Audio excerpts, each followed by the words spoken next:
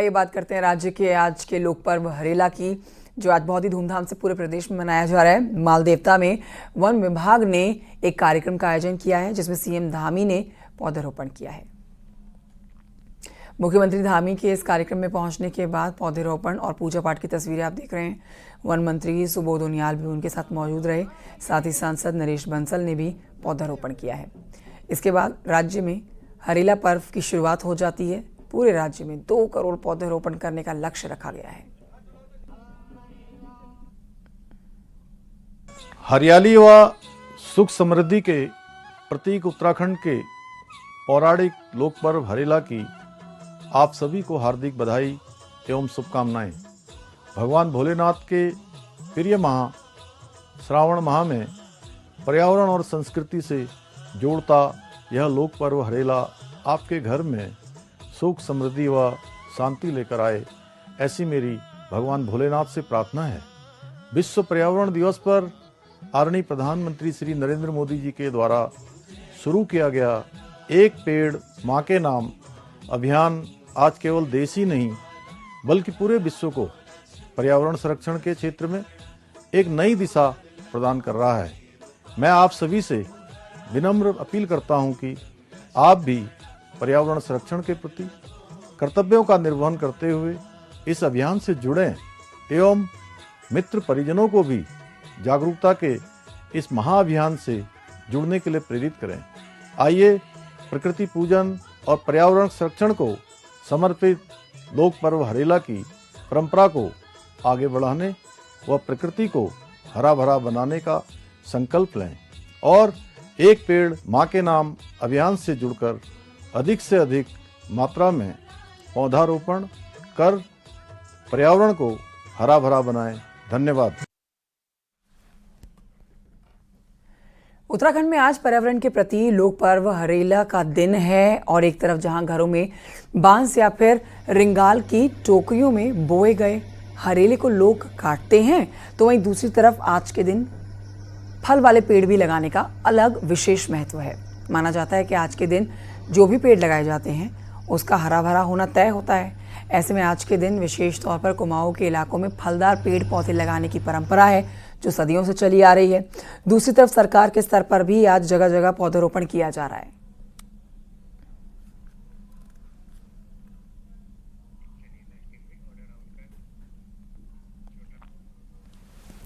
उत्तराखंड के जनमानस में रचा बसा आस्था के प्रतीक का पर्व हरेला न सिर्फ त्योहार के रूप में मनाया जाता है बल्कि किसानों से भी जुड़ा है।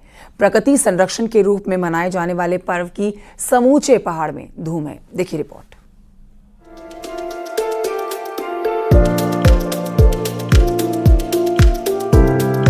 हरेला यानी हरियाली का पर्व। जी हाँ, उत्तराखंड की वो परंपरा है जो आम जनमानस की आस्था और रीति रिवाजों से जुड़ी हुई है।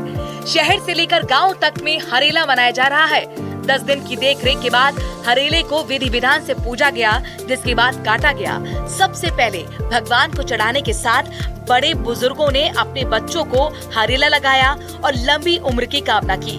पहाड़ में त्योहारों का आगाज करने वाले इस पर्व पर पकवान भी बनाए जाते हैं, तो रिश्तेदारों को भी हरेला डाक से भेजने की परंपरा है।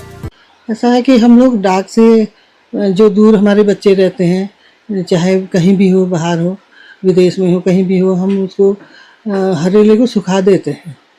सुखा के कुछ टाइम बाद उसको जब सूख जाता है तो हम लिफाफों में डाल के उसे भेजते हैं बच्चों के लिए। आज हमारे कुमाऊं में हरियाव तैयार छू। हमारे घरों में सब नानठुल हरियाव पूजबे, एक दूसरे के यही आशीर्वाद देनी कि तुम्हारी उम्र लंबी हो, तुमको सद्बुद्धि हो, विश्व में कल्याण हो, शांति हो। हरेला उत्तराखंड में मनाए जाने वाला पर्व है जो पर्यावरण और किसानों से जुड़ा है। इस पर्व के दौरान 10 दिन पहले घरों में 5 प्रकार के अनाज, गेहूं, जौ, मक्का, गेहूं, सरसों को बोया जाता है, जिसमें जल चढ़ाकर घरों में रोजाना इसकी पूजा की जाती है। किसान भी इस दौरान अपनी खेती की फसल की पैदावार का भी अनुमान लगाते हैं।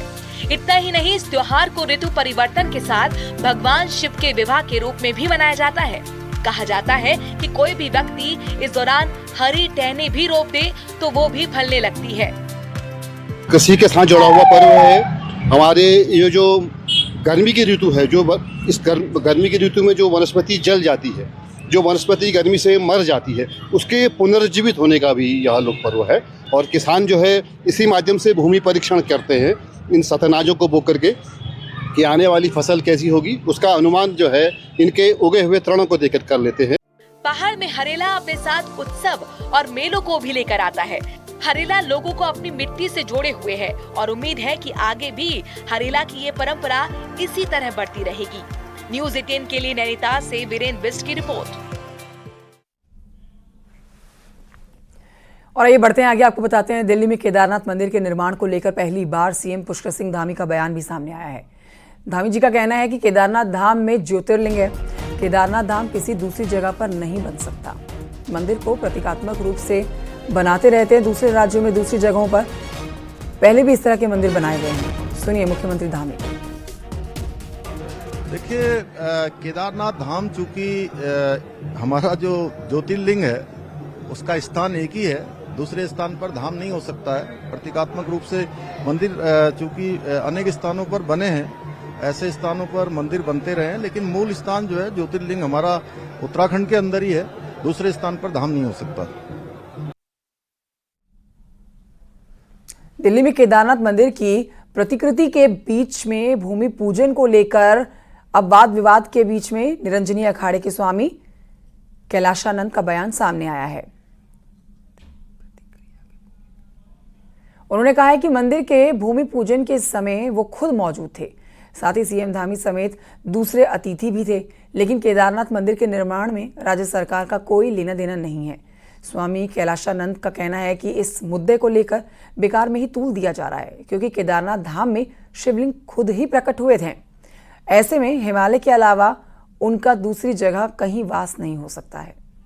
मंदिर का निर्माण एक प्राइवेट व्यक्ति के द्वारा किया जा रहा है, जिसका उत्तराखंड सरकार से, उत्तराखंड के शासन से किसी प्रकार का कोई लेना देना नहीं है, कोई संबंध। मुख्यमंत्री जी के द्वारा, मेरे द्वारा और देश के अन्य जो लोग थे उनके द्वारा उस मंदिर का भूमि पूजन हुआ। मैं आज भी इस बात को कहना चाहता हूं और कहता रहूंगा कि केदारनाथ धाम केवल केदारनाथ में ही है, उत्तराखंड में ही है, और उस केदारनाथ धाम का कोई विकल्प, उसका कोई प्रतिबिंब पूरी दुनिया में कहीं स्थापित नहीं हो सकता, उसकी स्थापना नहीं हो सकती है। वो ज्योतिर्लिंग है, स्वयंभू शिवलिंग है। और ये आगे बढ़ते हैं, कुछ और खबरें आप तक पहुंचाते हैं। केंद्रीय ऊर्जा मंत्री मनोहर लाल खट्टर और सीएम धामी की मौजूदगी में सोमवार को एक बड़ी बैठक हुई है। इस बैठक में राज्य के ऊर्जा और नगर विकास से संबंधित विभिन्न योजनाओं की समीक्षा की गई। सीएम धामी ने केंद्रीय ऊर्जा मंत्री को प्रदेश की ऊर्जा जरूरतों के बारे में बताया।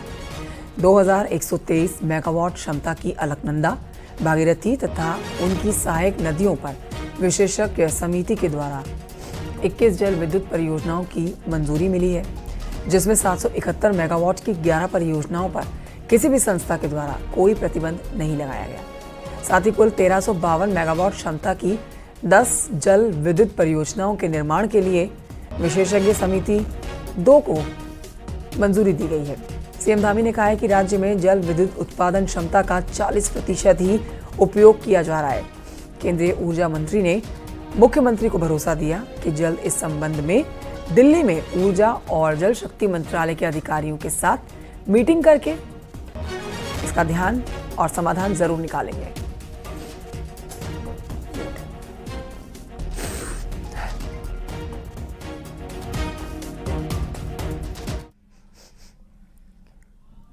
और वहीं देहरादून में बीजेपी कार्य समिति की भी बैठक हुई है, जिसमें मंगलौर और बद्रीनाथ विधानसभा सीट में हार की समीक्षा की गई है। बड़ी ये बैठक जहां पर तमाम कार्यकर्ता, पार्टी के नेता, मंत्री, विधायक सब जुटे। राज्य में होने वाले निकाय चुनाव की रणनीति पर मंथन भी किया गया है। उद्घाटन सत्र में सीएम धामी ने कार्यकर्ताओं का आभार जताया। उन्होंने कहा कि कार्यकर्ताओं के दम पर आज उत्तराखंड में दूसरी बार बीजेपी की सरकार बनी और केंद्र में तीसरी बार प्रधानमंत्री नरेंद्र मोदी की सरकार बनी। सीएम धामी ने कहा कि कुछ लोग समाज में गलतफहमियां पैदा कर रहे हैं। कभी चारधाम यात्रा रजिस्ट्रेशन के नाम पर लोगों को गुमराह किया जाता है, तो कभी जातिवाद, तो कभी क्षेत्रवाद के नाम पर समाज को बांटने की कोशिश हो रही है। रजिस्ट्रेशन को लेकर झूठी बातें फैलाते हैं, कभी चारधाम यात्रा के मार्ग को लेकर लोगों को भड़काने का कार्य करते हैं, कभी जातिवाद और कभी क्षेत्रवाद के नाम पर लगातार समाज को तोड़ने का प्रयास करते हैं। लेकिन मैं आज इस मंच से आप सबके समक्ष कहना चाहता हूं, जो शेर की खाल में छुपे हुए भेड़िया हैं, उनको ये बताना चाहता हूं, उनका ये प्रयास कभी हमारे रहते हुए सफल नहीं होगा। किसी कीमत पर हम सफल नहीं होने देंगे, क्योंकि पूरे प्रदेश का समेकित विकास करना हमारा संकल्प है। बीजेपी कार्य समिति की बैठक में पूरे राज्य भर में बीजेपी के 1300 से ज्यादा पदाधिकारी शामिल हुए। इस मौके पर सीएम धामी ने यूसीसी को लेकर एक बड़ी बात कही। उत्तराखंड में 9 नवंबर से पहले यूसीसी लागू हो जाएगा। उत्तराखंड यूसीसी लागू करने वाला देश का पहला राज्य बनेगा। 9 नवंबर को ही राज्य का स्थापना दिवस भी होता है। ये लक्ष्य रखा है कि हमारा 9 नवंबर जो हमारे राज्य स्थापना दिवस है, राज्य स्थापना दिवस से पहले हम यूसीसी को राज्य के अंदर लागू कर दें और इसका लाभ उत्तराखंड की जनता को मिलना शुरू हो जाए। और आइए आपको बताते हैं कि बीजेपी प्रदेश कार्य समिति में बद्रीनाथ और मंगलौर विधानसभा उपचुनाव की कसक साफ तौर पर दिखाई दी। बीजेपी प्रदेश अध्यक्ष महेंद्र भट्ट ने अपने भाषण में दोनों सीटों का जिक्र किया। उन्होंने कहा कि लोकसभा चुनाव में शानदार मार्जिन के साथ जीत के बावजूद हम बद्रीनाथ विधानसभा का उपचुनाव हार गए। भट्ट ने स्वीकारा है कि बीजेपी से चूक हुई है।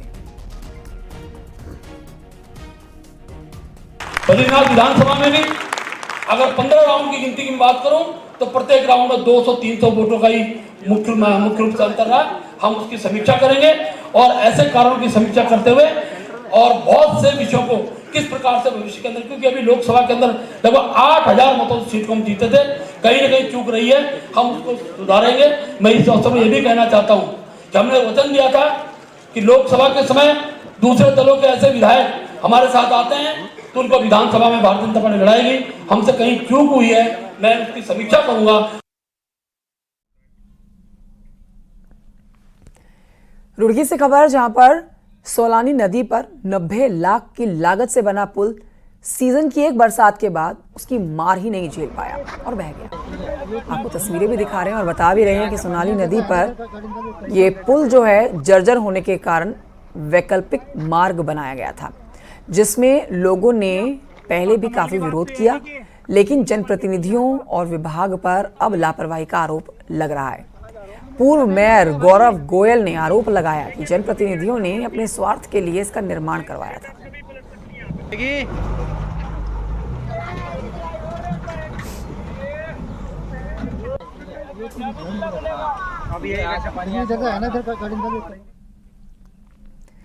कोविड के ढिकाला से एक बहुत ही सुंदर और शानदार वीडियो सामने आया है। इस वीडियो में आप देखेंगे वनराज का कुनबा रामगंगा नदी में अटकेलियां करता हुआ आपको नजर आएगा।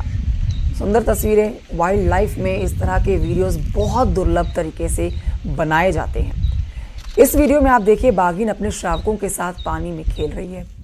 बाघिन रामगंगा के पार रहती है और ऐसा माना जा रहा है कि वो बाघिन अपने शावकों को नदी में लाकर पानी के प्रति उनके डर को कम करने की यहाँ कोशिश कर रही है। इस तरह के नज़ारे इस बार पर्यटकों ने ढिकाला में देखे हैं, जिससे ढिकाला का क्रेज पर्यटकों में बढ़ता चला जा रहा है। हालांकि ये वीडियो 15 जून से पहले का बताया जा रहा है।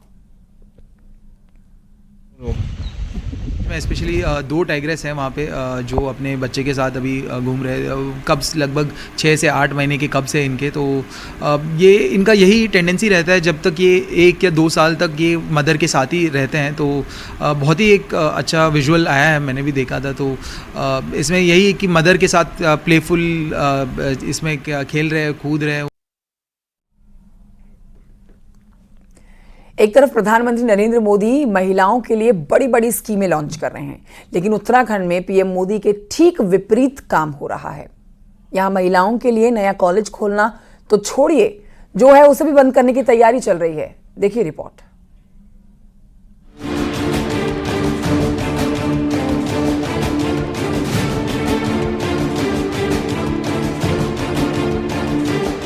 ये है हल्द्वानी में मौजूद प्रदेश के एकमात्र महिला डिग्री और पीजी कॉलेज का नजारा। लेकिन ये नजारा इस कॉलेज में ज्यादा दिनों तक नहीं दिखाई देगा। कम से कम उच्च शिक्षा मंत्री धन सिंह रावत की इच्छा तो यही है। यही वजह है कि 20 साल पुराने महिला कॉलेज को बंद करने की सारी कागजी तैयारियां हो चुकी हैं। सरकार इस महिला डिग्री कॉलेज को खत्म कर कोएड एजुकेशन कॉलेज बनाना चाहती है। उन्होंने उसमें लिखा था कि ये जो महिला महाविद्यालय है इसको भी को एजुकेशन किया जाए, और जिसमें सिर्फ कॉमर्स फैकल्टी और हमारे जो ये प्रोफेशनल प्रोग्राम है BCA, MCA, BBA इस तरीके के प्रोग्राम यहाँ रन करेंगे। तो को एजुकेशन बनाने की बात हो रही। हैरानी की बात यह है कि तकरीबन 2000 छात्राओं वाले इस महिला डिग्री कॉलेज का 20 साल का शानदार इतिहास रहा है और इसे बंद करने की तैयारी उच्च शिक्षा मंत्री धन सिंह रावत तब कर रहे हैं जब PM मोदी महिलाओं को हर मंच पर आगे कर रहे हैं। ऐसे में सरकार के फैसले से यहाँ पढ़ने वाले बच्चों के माता पिता भी हैरान हैं।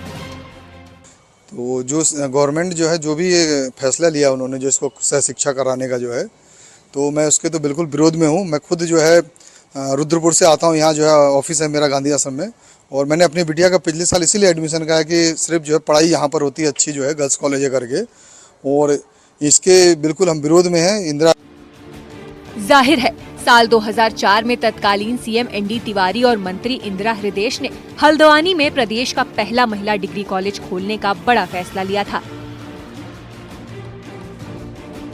ताकि यहाँ बच्चियाँ अपने मन मुताबिक सुरक्षित वातावरण में पढ़ाई कर सकें। लेकिन शानदार परफॉर्मेंस के बाद भी इस कॉलेज को सरकार क्यों बंद करना चाहती है, ये किसी के गले नहीं उतर रहा। ऐसे में आने वाले दिनों में सरकार को इसका बड़ा विरोध झेलना पड़ सकता है। हल्द्वानी से न्यूज़ 18 के लिए शैलेंद्र नेगी की रिपोर्ट। बद्रीनाथ धाम से 1 किलोमीटर पहले कंचनगंगा में ग्लेशियर पिघलने से उफान आ गया है, जिसके बाद कंचनगंगा सड़क का 50 मीटर हिस्सा मलबे की चपेट में जाकर अब बह रहा है। बद्रीनाथ धाम में भी लगातार हो रही बारिश की वजह से नदियों का जलस्तर बढ़ने लगा है।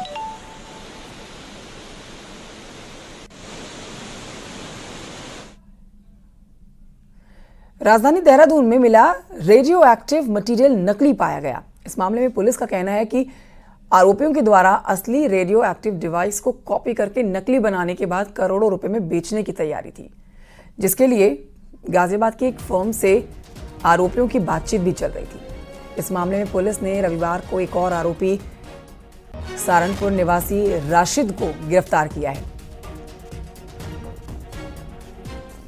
बताया जा रहा है कि राशिद ने इस रेडियो एक्टिव मटेरियल को अन्य आरोपियों तक पहुंचाया था। रेडियो एक्टिव मटेरियल डिवाइस की मशीन कहां बनी है और कहां से खरीदी गई है, ये कहानी फिलहाल पुलिस सुलझा रही है।